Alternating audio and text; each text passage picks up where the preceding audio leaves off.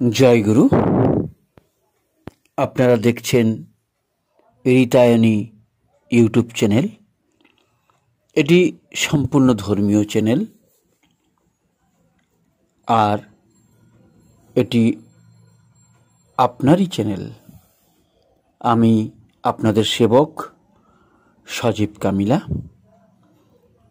যদি কোনো ত্রুটি থাকে বা কোনো ভুল থাকে, তাহলে আপনার চ্যানেল ভেবে তাকে কি করে সুন্দর করা যায়, কিভাবে সেই ত্রুটিমুক্ত করা যায়, অবশ্যই কমেন্টে আপনি আপনার মন্তব্য বা মূল্যবান সিদ্ধান্ত জানাবেন। আমি ত্রুটির ক্ষেত্রে, ভুলের ক্ষেত্রে আপনাদের শাসনে শাসিত হতে চাই। আমি দৃঢ় বিশ্বাস করি আপনারা এই রিতায়নী ইউটিউব চ্যানেলকে ভালোবাসেন আপনার চ্যানেল হিসাবে।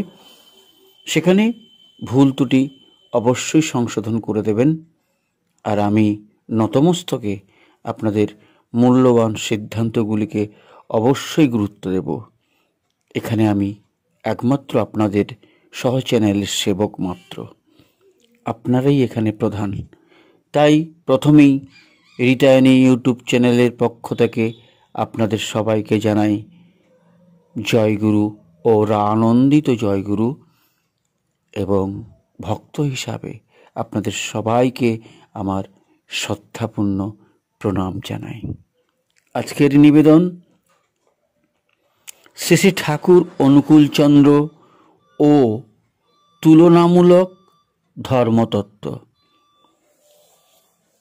লিখেছেন ডক্টর হোসেনুর রহমান, বিশিষ্ট শিক্ষাবিদ ও ঐতিহাসিক। আজকের নিবেদন শ্রী শ্রী ঠাকুর অনুকূলচন্দ্র ও তুলনামূলক ধর্মতত্ত্ব।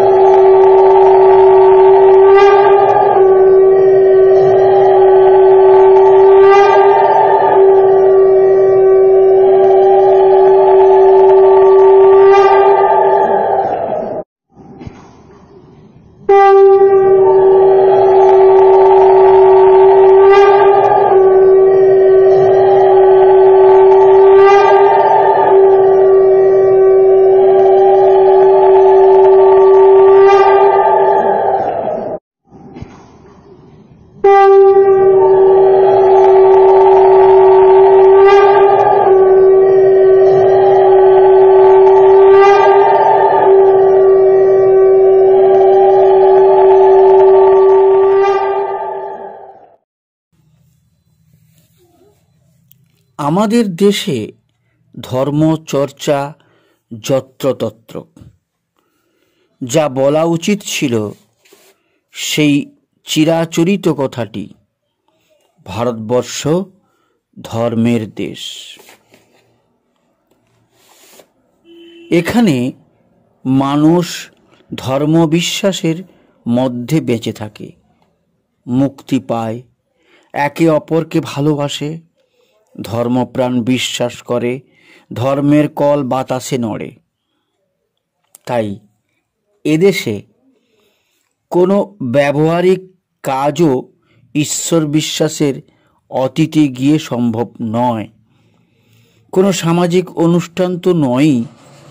তবে এই ধর্মকর্ম সবই প্রচলিত আনুষ্ঠানিক আচার বিচার সম্মত। এই ধর্মকর্ম আত্যন্তিক বিশ্বাসপ্রসূত। আমার তমুক এ কাজ করেছিলেন কারণ এ কাজ করতে আছে পিতৃদেবের মৃত্যুর পর, তাই আমিও করছি। একে যদিও আমরা ধর্ম বলবো না, বলবো লোকাচার, ট্র্যাডিশন। আবার এইসব ধর্মক্রিয়াই সাধারণ মানুষের কাছে ধর্ম বলে বিবেচিত। এই ধর্মবিশ্বাস মানুষকে অসীম শক্তি দেয়। সে দুঃখে, জরায়, ব্যাধিতে এই বিশ্বাস মাথায় নিয়ে হৃদয়ের শক্তি অনুভব করে। সাধারণত মানুষ পৃথিবীর সব প্রান্তেই বিশ্বাস আর ধর্মকে, আচার এবং অনুষ্ঠানকে মিলিয়ে মিশিয়ে ধর্ম নামক আধ্যাত্ম চেতনাকে গড়ে তোলে। ধূপ, ধুনো, পুজোর ফুল, চারিদিকে একটু অসীমের সন্ধান, এই হলো সাধারণত ধর্মাচরণ। আমাদের সৌভাগ্য রামকৃষ্ণ পরমহংসদেব, স্বামী বিবেকানন্দ, শ্রী অরবিন্দ, সর্বপল্লী রাধাকৃষ্ণন ধর্মের নতুন ব্যাখ্যা দিলেন। এরা সবাই ভারতবর্ষের অন্তর্নিহিত শক্তির চর্চার কথা বললেন, পরিহার করলেন বাইরের আড়ম্বর, আচার অনুষ্ঠান, ভেদাভেদ জ্ঞান। বললেন মানুষের মধ্যে আছে অসীম সম্ভাবনা। সে হতে পারে অসীম ক্ষমতার অধিকারী, তার ভেতরকার ঐশ্বর্যই ঈশ্বরের সঙ্গে প্রতিদ্বন্দ্বিতা করতে পারে। অন্যদিকে ভারতবর্ষের প্রাচীন ধর্মচেতনার ঐতিহ্যকে মাথায় রেখে এরাই বললেন বহু ধর্মের, বহু পথের, বহু চিন্তার সমন্বয় সাধন চাই। মানুষের সঙ্গে মিলবে বহু পথ, বহু মত পেরিয়ে, কারণ মানুষই তো বিধাতার সর্বশ্রেষ্ঠ আকাঙ্ক্ষা। মানুষই এই পৃথিবীর একমাত্র অহংকার। এই শ্রেষ্ঠত্বের অনুভূতি মানুষকে সাধনার অঙ্গীকার দিলে সে ধীরে ধীরে আরাধনার স্তর থেকে সাধনার স্তরে উঠে এলো। সেই মানুষই আবিষ্কার করলে ধর্ম আসলে মানুষের প্রাণের অন্তর্লোকের এক গোপন আনন্দ অভিসার। ধর্ম কোনো বিভেদ রচনা করতে পারে না। ধর্ম মানুষের স্বভাবের এক বিমূর্ত প্রকাশ। ধর্ম সেই আধ্যাত্ম চেতনার অভিব্যক্তি, যা বাইরের সব রং, সব প্রকাশ, সব পরিচয়কে মুছে ফেলে। এই মুছে ফেলার কাজ প্রথমে চলে বুদ্ধির বিহারে বা বিহাবে, যুক্তির চত্বরে। শেষ পর্যন্ত এক কাজ চলে যায় অনুভূতির, চেতনার প্রত্যন্ত দেশে। মানুষ ধীরে ধীরে সংবেদনশীল হয়ে ওঠে। তবে ব্যবহারিক সামাজিক চিন্তার চিরাচরিত সত্তা ধীরে ধীরে হারিয়ে যায়। সে মধ্যযুগের ভারত পথিকদের ভাষা প্রাণের মধ্যে খুঁজে পায়। নানক, কবির, দাদু তার প্রাণকে উচ্ছ্বসিত করতে থাকে। সে বলে, আমার চেতনায় বহু বিচিত্রের রং ধরেছে। এখন আর আমার বৈরাগ্যের একতারা চাই না, আমার চাই বহু বিচিত্রের বীণা। এই বহু বিচিত্রের বীণা তুলে নিলেন শ্রী ঠাকুর অনুকূলচন্দ্র। হিন্দু ধর্ম বলুন বা ইসলাম, দু ধর্মেরই অন্তর্নিহিত বাণী বিশ্বজনীন, শাশ্বত। এই হলো অনুকূলচন্দ্রের গভীর বিশ্বাস। এই প্রসঙ্গটিতে আধুনিক শিক্ষিত বাঙালি কোনো দিনই মনঃসংযোগ করতে চায়নি। বাঙালি নিজেকে এত আধুনিক বলে জানে যে তার পক্ষে কোনো ধর্মীয় আলোচনায় অংশগ্রহণ করা সম্ভবই নয়। কারণ তাহলেই যে সে অনাধুনিক হয়ে যাবে, তার মুক্ত চিন্তায় ভাটা পড়বে এবং লোকে তাকে সেকেলে বলবে। এই একই চিন্তা থেকে কোনো আধুনিক বাঙালির পক্ষে রামপ্রসাদ চর্চা করা সম্ভব নয় শ্রী চৈতন্যদেবকে নিয়ে চর্চার বসা। কিন্তু আমরা জানি যে ধর্ম সেই আধুনিককে কত আক্রমণ করে। তার প্রমাণ অতি উন্নত মার্গীয় ধর্মের অঞ্চলতলে তার উজ্জ্বল বিশ্বাসের পতাকাকে অবনমিত করে। এই একটা করা আত্যন্তিক ব্যবহারিক প্রয়োজনের তাগিদে, আর একটা করা কিন্তু মানসিক প্রয়োজনে। আমরা এই শেষোক্তটির প্রতি বেশি আকৃষ্ট, কারণ আমরা দেখতে পাচ্ছি মানুষ ধর্মের পরিমণ্ডল থেকে বেরিয়ে আসতে পারছে না।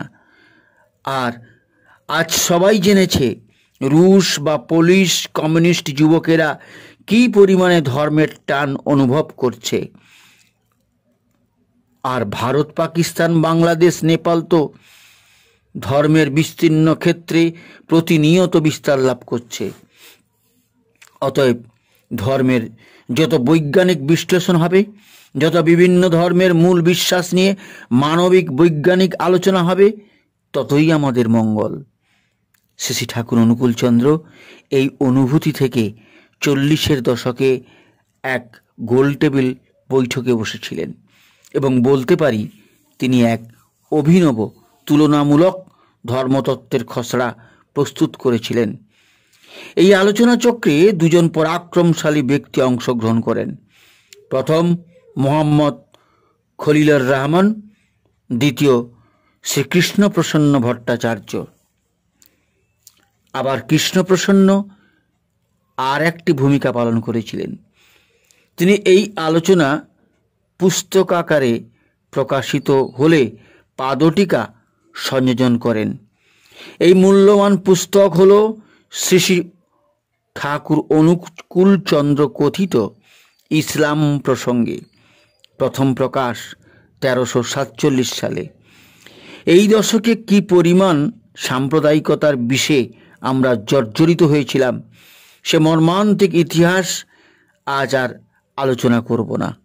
কিন্তু আমরা জানি আমরা আজও কি পরিমাণে এই জাতীয় আলোচনার প্রয়োজনীয়তা অনুভব করছি। এই আলোচনার প্রথম মূল্যবান ফল হলো অনুকূলচন্দ্র প্রমাণ করলেন ইসলাম ধর্ম সম্বন্ধে কি অসীম জ্ঞান তিনি সংগ্রহ করেছিলেন এবং সেই জ্ঞান কি করে মিশে গেছে তার ধর্মচিন্তার সঙ্গে। এ কাজে তিনি প্রত্যক্ষরূপে শ্রীরামকৃষ্ণের সমগোত্রীয়। তিনি বিশ্বাস করেন যত মত তত পথ। এ নেহাতি একটা স্লোগান নয়, এ প্রতি মুহূর্তের অত্যন্তিক উপলব্ধি। আজ এই বিশ্বাসী ধর্মের ক্ষেত্রে ভারতবর্ষকে রক্ষা করতে পারে, বাঁচাতে পারে হিন্দু, মুসলিম, শিখ সম্প্রদায়কে। আজ বিশ্ব রাজনীতির ক্ষেত্রে দুই বৃহৎ শক্তির চূড়ান্ত বোঝাপড়া ব্যতীত বিশ্ব সভ্যতার প্রাণ ধারণের কোনো অবকাশ নেই। আর যদি আমাদের বিভিন্ন রাজনৈতিক মতাদর্শের কথা ওঠে, তাহলে তো প্রতিদিন দেখতে পাচ্ছি আমরা বহু ক্ষেত্রে দেশের মঙ্গলের জন্য একাধিক পরস্পর বিরোধী রাজনৈতিক মতাদর্শের সমন্বয় চাইছি, এবং তা কোনো কোনো ক্ষেত্রে হচ্ছেও। অর্থাৎ আমার আপনার রাজনীতিক আদর্শ সর্বোদয় চিন্তার কাছে হচ্ছে পরাজিত। যদি একেই পরাজয় বলতে চাই আমরা, প্রতিটি সমস্যার সমাধান আলাদা, এসব সাধারণ বুদ্ধির কথা। কিন্তু এই সাধারণ বুদ্ধি দুর্লভ, জানা হলে বিজ্ঞান, প্রযুক্তিবিদ্যা বা ধর্ম কোনোটাই সার্থক হয়ে ওঠে না। আমরা এই কথাটাই বুঝতে উচ্চ ক্ষমতা সম্পন্ন মানবিক ব্যক্তিত্বের কাছে গিয়ে নতমস্তকে দাঁড়াই, কারণ নিজেদের মগজে সহজ কথাটা সহজে আসতে চায় না। এটাই একটা বড় সমস্যা। রামকৃষ্ণেরও নাম মনে পড়াতে মনে পড়বে গান্ধী, রবীন্দ্রনাথের কথা। এই সর্বজনীন চিন্তাই প্রলুব্ধ করেছিল শ্রী ঠাকুর অনুকূলচন্দ্রকে। তাই তিনি বলতে পারলেন, এ কি হজরত মোহাম্মদের কথা? তাকে প্রশ্ন করা হয়েছিল। কিন্তু আমাদের মুসলমান মতে হযরত মুহাম্মদই তো প্রেরিত পুরুষগণের শেষ নবী, না আর কারো। কোরআনে কি তিনি এমন করেই এইটুকুই বলেছিলেন? একথা আমার মনে ধরে না। তিনি এসেছিলেন মানবের জন্য, কোনো একটা বিশিষ্ট মানব দলের জন্য নয়কো। মানুষ তার কথা শুনল, কেউ কেউ অনুসরণ করতে চেষ্টা করল, আলোকও কেউ কেউ পেল, কিন্তু মানুষের জন্মগ্রহণ করা সেই থেকে থেমে যায়নি।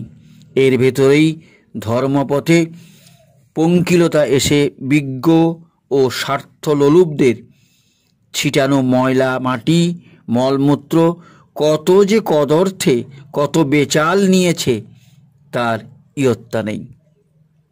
এই প্রসঙ্গে মোস্তাফা চরিত এর লেখক মৌলানা মোহাম্মদ আকরাম খাঁর মন্তব্য, কিন্তু হইলে কি হইবে? আজ মুসলমান নিজের জন্মগত ও পারিপার্শ্বিক কুসংস্কারের চাপে তাহা একেবারে ভুলিয়া বসিয়াছে। ভুলিয়া বসাকেই এমনকি তাহার বিরুদ্ধাচারণ আজ তাহারা ইসলাম মনে করিতেছে। ফলে যে সকল কারণে রোমান, গ্রিক, হিন্দু, ইহুদি প্রভৃতি জগতের প্রাচীনতম জাতিসমূহের সর্বনাশ হইয়াছিল, মুসলমানও আজ ঠিক সেই কারণে উৎসন্ন যাইতে বসিয়াছে। সব ধর্মের মূল সুর সব মানুষের প্রাণে বাজে। সে সুর মানবতার, প্রেমের, সম্প্রসারণের। এই ঐক্যের ধ্বনিকে ঠাকুর অনুকূলচন্দ্র কি সহজে সরল করে বলেছেন, কোনো মান টান আমি বুঝি না বাপু। তুমি যদি খোদায় বিশ্বাসী হও, রসুলকে যদি মেনেই থাকো, আর যদি বোঝো আমি যা বলি তা করলে তোমার জীবনের চলাটা আরও পরিপূরণের দিকে যাবে, তবে তো আমি বলছি আমি যা বলি তা করো। হিন্দু, মুসলমান, বৌদ্ধ, খ্রিস্টানদের যেসব মরণ মরকচ আছে সেসব ঝেঁটিয়ে দিয়ে খাঁটি মুসলমান, বৌদ্ধ, খ্রিস্টান প্রাণ নিয়ে চলো। আর হাতে হাতে দেখো দুনিয়ায় কি দাঁড়ায়। আমি বলি তুমি খাঁটি মুসলমান হও, খাঁটি খ্রিস্টান হও, খাঁটি আর্যধর্মী হও, খাঁটি বৌদ্ধ হও, তোমারও তোমার পারিপার্শ্বিকের জীবন ও বৃদ্ধির মেরুদণ্ডকে অবলম্বন করে। সার কথা, অনুকূলচন্দ্র সর্বধর্ম সমন্বয়ের আদর্শকে কেবল বড় করে তোলেননি, এই সমন্বয়বাদ ব্যবহারিক জীবনে সার্থক করে তোলার পরামর্শ দিয়েছেন। আবার তিনি যুক্তিতর্কের সময় বুদ্ধিবাদকে বিসর্জন দেননি। একটা দৃষ্টান্ত, প্রশ্নকর্তারা জানতে চাইলেন, ইসলামে বলা হয় হযরত মুহাম্মদই তো প্রেরিত পুরুষগণের শেষ নবী। তার জবাবের একাংশ হলো, যতদিন খোদার সৃষ্টি প্রবাহ চলতে থাকবে, শয়তান প্রকৃতি যতদিন তার আত্মসৃষ্ট বান্দাদিগকে প্রলুব্ধ করে বৃত্তি বোধনার ক্ষুদ্র স্বার্থে বিশ্লিষ্ট করত পরস্পর হতে পরস্পরকে বিচ্ছিন্ন করে মরণপথে নিয়ে যাবে বা চলবে, খোদা তাঁর বান্দাদিগের অমৃতোৎসারণায় আকৃষ্ট করতে তাঁর জ্যোতিতে তাদিগকে জীবন্ত করে অমৃতবন্ত করতে কখনোই নিশ্চেষ্ট থাকবেন না। তাঁর প্রেরিতকে তিনি পাঠাবেনই, আমরা তাকে যে নামেই অভিহিত করি না কেন। এই আমার অন্তঃস্থলের অন্তরতম আবেগোজ্জ্বল ধারণা। খোদা, আমি তোমার অকিঞ্চিৎকর সন্তান, অজ্ঞান, তোমার বিধিকে অনুসরণ করে তোমাতে পৌঁছিবার অমৃত মর্মরিত আলোকোজ্জ্বল রাজপথ ধরে নিখুঁতভাবে হয়তো চলতে পারি না। তাই বলে আমি যেন তোমা হতে কখনোই বা কিছুতেই বিমুখ না হই। পূর্বপূরণী প্রেরিত প্রবাহ প্রতীক পুরুষোত্তম হজরত, আমাকে আশীর্বাদ করো, আমরা যেন তোমার দীপ্তিতে দীপ্তমান হয়ে প্রতি প্রেরিতে দ্বিতীয়বাদের পরম সার্থকতায় না শরিক অভিগমনে তোমার নতিতে নতিমান হয়ে পরম কারণিক বিশ্ববিধাতাকে নতজানু আলুণ্ঠিত অভিবাদনে সেজদা করতে পারি। একটু পরেই তিনি বলেছেন, ধর্ম আচরণের দিক দিয়ে হজরত রসুলও যা বলে গেছেন, আর্যদের ধর্মশাস্ত্র চিরকালই ঋষির নির্দেশ রূপে তাই বহন করে আসছে।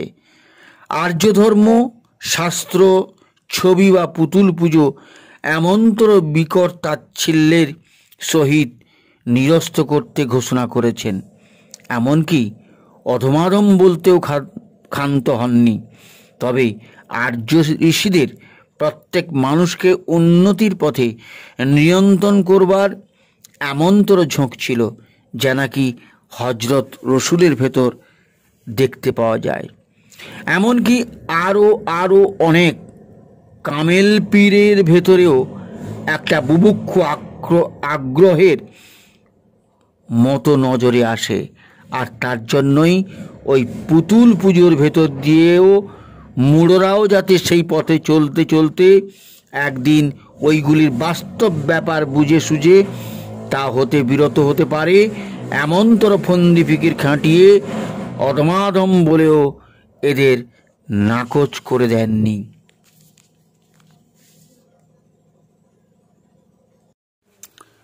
এবার ইসলামিক কালচারে প্রকাশিত বক্তব্য।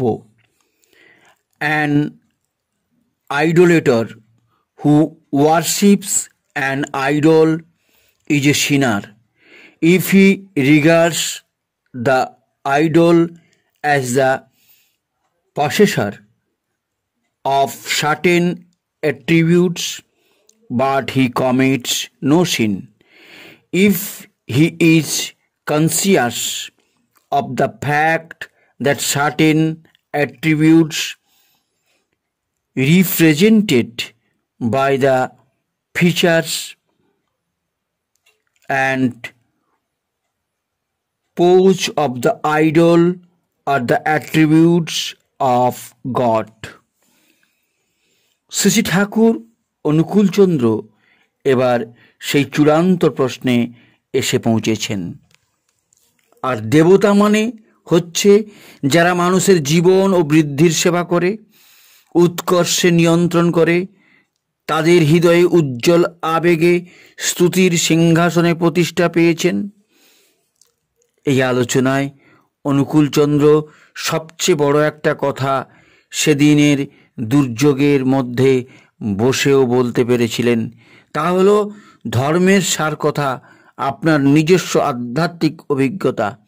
এবং সেই আলোচনায় একটা বক্তব্য বড় হয়ে উঠেছিল, তা হলো তথাকথিত আনুষ্ঠানিক ধর্মকর্মের অসারতা। তার মতো এমন ঈশ্বর সম্পৃক্ত মানুষের পক্ষেই তো এমন উদার পন্থার ইঙ্গিত দেওয়া সম্ভব। আর এসব কথা বলে তিনি প্রমাণ করলেন যে প্রাচীন ভারতবর্ষের যে ভারতীয় ধর্মীয় কালচার, তিনি তার প্রতি কত অনুরক্ত। আসলে ভারতের সংস্কৃতি এদেশের মানুষের প্রধান ধর্ম। এই সহজ কথাটাই আমরা ভুলে যাই। মানুষকে হিন্দু বলে মুসলমান বলে ছিন্ন ভিন্ন করে ফেলি। তখন এক বিচ্ছিন্ন মানুষ আর এক খণ্ডিত মানুষের সঙ্গে কলহে প্রবৃত্ত হয়। বিচ্ছিন্ন মানুষ যেসব সময় হিংসাশ্রয়ী হতে বাধ্য। এবার দেখা যাক ভারতীয় চিন্তার বিশিষ্ট চরিত্রটি কেমন, বা কোথায় এই চিন্তার বিশ্বজনীনতা। Radhakrishnan the Hindu view of লাইফে সেই ছবিটি তুলে ধরেছেন এত সুন্দর করে। Hinduism does not aim at bringing a mechanical uniformity of belief and worship by an elimination of all that is not in conformity with a particular creed. All peculiarity is unique and incommunicable, and it is to disregard the nature of reality to assume that what is useful to one will be useful to everyone else to the same extent.